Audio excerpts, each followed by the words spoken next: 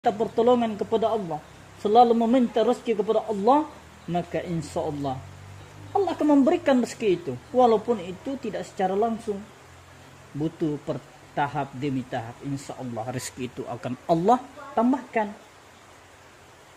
Ini adalah nikmat Allah yang berikan. Makanya kalian harus mensyukuri nikmat Allah ini.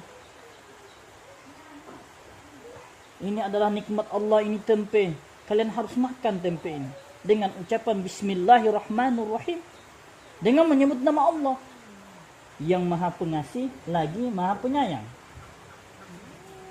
Sebentar, ini masih ceramah boy, Arnold.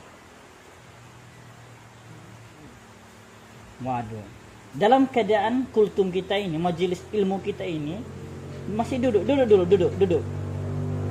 Masih ceramah, duduk. Kalian harus bersabar. Ini adalah godaan. Ini godaannya. Walaupun di depan, kalian jangan dimakan dulu. Karena ini belum menjadi hak kalian. Ini masih punya hak saya yang Allah titipkan. Ini jangan dimakan dulu. Jangan kayak kucing tetangga ya. Baru disodorkan dibawa lari, dibawa kabur.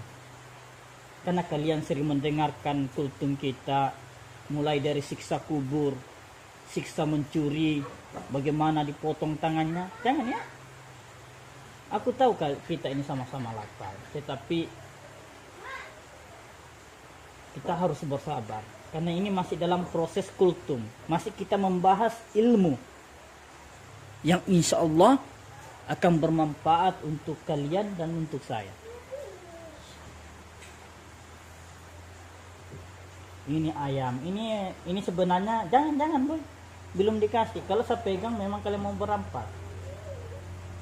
Ini kita sudah potong tantenya tuti dari Libanon.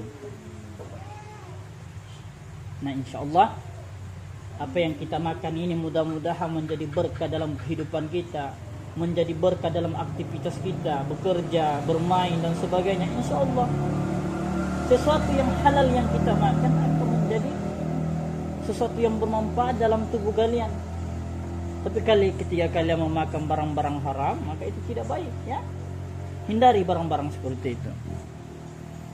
Insya Allah kalian ini adalah kucing-kucing pintar, kucing-kucing hebat, bersabar.